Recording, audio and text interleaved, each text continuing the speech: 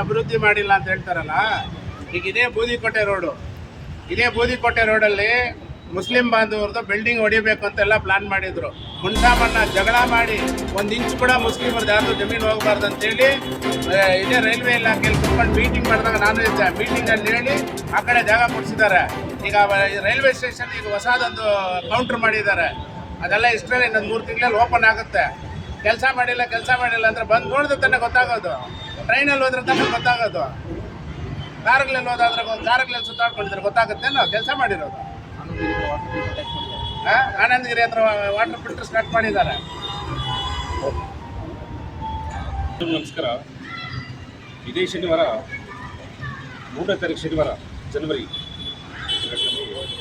ನಮ್ಮ ಮಾಜಿ ಸಂಸದರು ಎಸ್ ಮುನಿಸ್ವಾಮಿ ಅವರು ಬಂಗಾರಪೇಟೆ ಯಾವುದೋ ಕಾರ್ಯಕ್ರಮ ನಿಮಿತ್ತ ಬಂದಿರ್ತಾರೆ.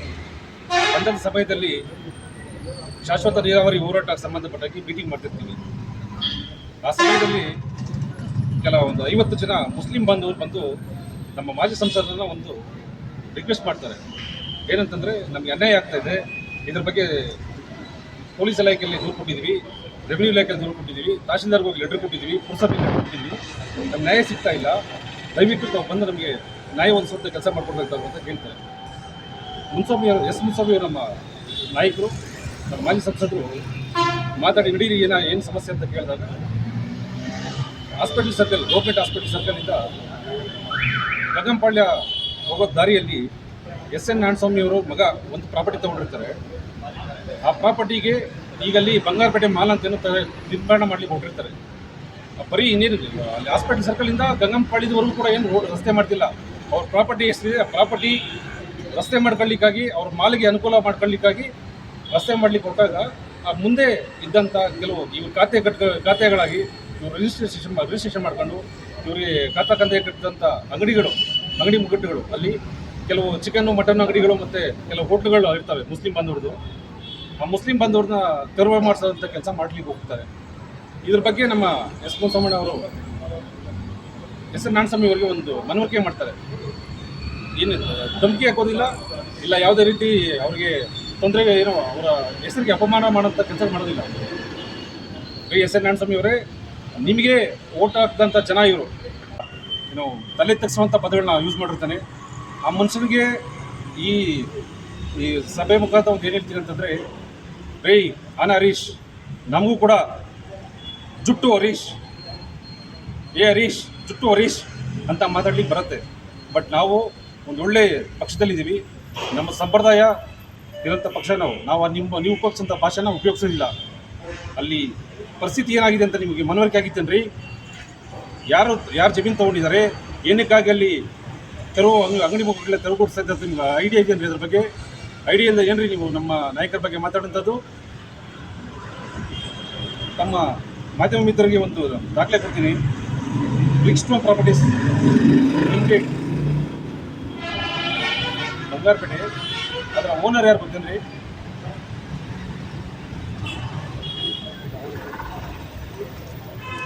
ನಿಶಾಂತ್ SN. ಇದ್ರ ಬಗ್ಗೆ ಮಾಹಿತಿ ಇತ್ತೇನ್ರಿ ಹರೀಶ್ ನಿಮಗೆ? ಇದ್ರ ಬಗ್ಗೆ ಮಾಹಿತಿ ಇತ್ತೇನ್ರಿ ನಿಮಗೆ? ಮಾಹಿತಿ ಗೊತ್ತಿಲ್ಲದೆ ನಮ್ಮ ಎಮ್ ಎಲ್ ಎ ಫ್ಯಾಮಿಲಿ ಇದೆ ಇಲ್ಲ ಅಂತೇಳಿ ನೀವು ಪ್ರೂವ್ ಮಾಡಿ ಅಂತ ಕೇಳಿರ್ತೀರಲ್ರಿ. ಏನ್ರಿ ಇದು ಡೀಡು? MLA ಮಗನ ಇಲ್ಲ ಅಂತಂದ್ರೆ ಬೇರೆ ಅವ್ರಿಗೆ ಯಾವುದಾದ್ರು ಇದೆಯಾ? ಅಲ್ಲಿ ನಿಶಾಂತ್ SN ಅನ್ನೋರು ಬೇರೆ ಇದ್ದಾರಾ? ಇದ್ರ ಬಗ್ಗೆ ಐಡಿಯಾ ಇದೆ ನಿಮಗೆ?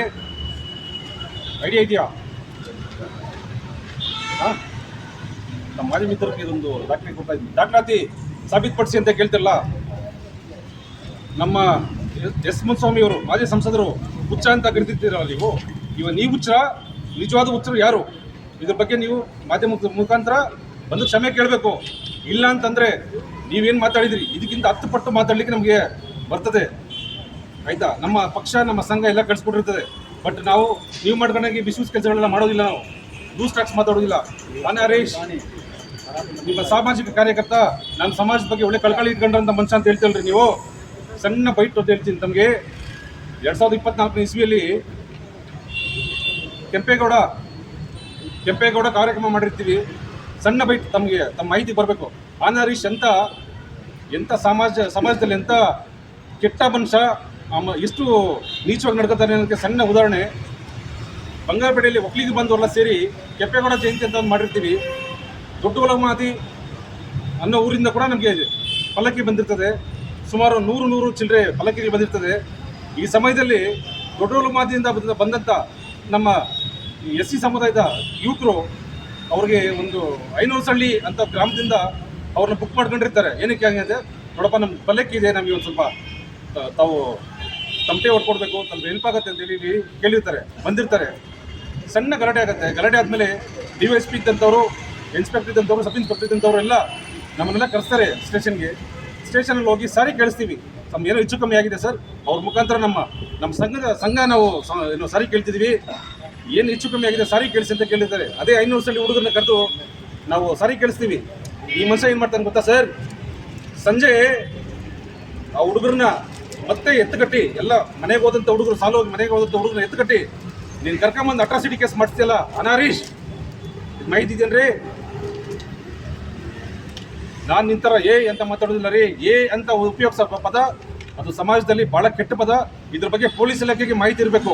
ಒಬ್ಬ ಮಾಜಿ ಸಂಸದರು, ಒಬ್ಬ ಮಾಜಿ MLA ಆಗಲಿ, ಯಾವುದೇ ಜನಪ್ರತಿನಿಧಿ ಬಗ್ಗೆ ಅಂತ ಉಪಯೋಗಿಸಿದಾಗ ಇವರೇ ಅಡ್ವಾನ್ಸ್ ಕೇಸ್ ಬುಕ್ ಮಾಡ್ಕೊಂಡು ಆ ಮನುಷ್ಯನ ಒಳಗಾಗಂತ ಕೆಲಸ ಮಾಡಿರಬೇಕು. ಇಲ್ಲಿ ಪೊಲೀಸವರು ಅವ್ರು ಚೇಲಾಗಳಾಗಿದ್ದಾರೋ, ಇಲ್ಲಾಂದ್ರೆ ಪೊಲೀಸ್ ಕೆಲಸ ಮಾಡ್ತಾ ಇದ್ರು. ಇವರು ನ್ಯಾಯವಾಗಿ ನಾಳೆ ಬೆಳಿಗ್ಗೆ, ಇವತ್ತು ಸಂಜೆ ಇಲ್ಲ ನಾಳೆ ಬೆಳಿಗ್ಗೆ ಆ ಮನುಷ್ಯನ ಅರೆಸ್ಟ್ ಮಾಡಿ ಸೂಕ್ತ ಕಾರ್ಯಕ್ರಮ ಕೊಡಬೇಕು.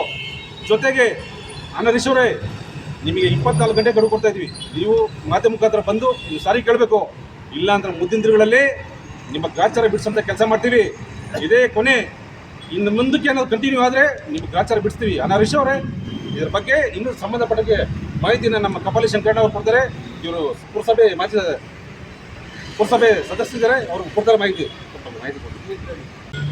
38 ಕರ ನಂಬರ್ 138 ಅದು 1965ರಲ್ಲಿ ಸಂತೆ ಮೈದಾನ ಅಂತಿದೆ. ಈಗ ಅಲ್ಲಿರೋದು ಸಂತೆ ಮೈದಾನ ಅಂತಿದೆ. ಅದನ್ನು 1953ರಲ್ಲಿ ಪುರಸಭೆಯವರು ಹರಾಜು ಕರೀತಾರೆ. ಹರಾಜು ಕರೆದು ಯಾರೋ ಶೆಟ್ಟಿಗಳಿಗೆ ಇದಾಗುತ್ತೆ, ಅದು ಖಾತೆ ಮಾಡಿಕೊಡ್ತಾರೆ ಪುರಸಭೆಯಿಂದ ಹರಾಜಲ್ಲಿ ಎತ್ಕೊಂಡು.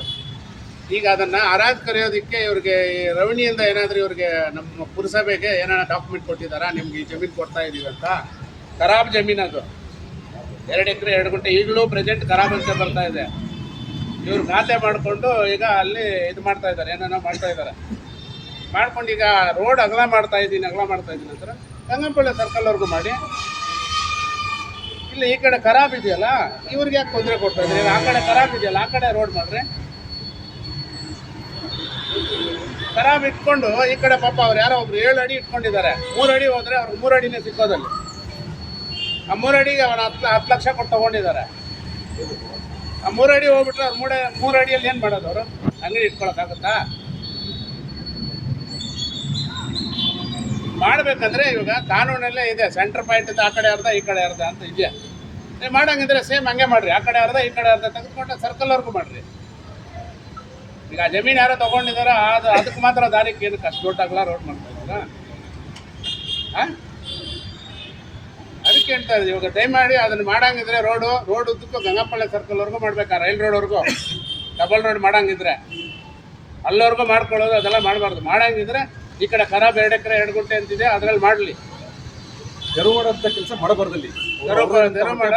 ಅವ್ರ ಫ್ಯಾಮಿಲಿ ಇರ್ತವೆ, ಎಲ್ಲ ಬಡವರು ಇರೋದು, ಎಲ್ಲ ಹೋಗೋದವರು ಅಷ್ಟೇ. ಮುಸ್ಲಿಂ ಬಾಂಧವರು ಮಾತಾಡ್ತೀರಾ?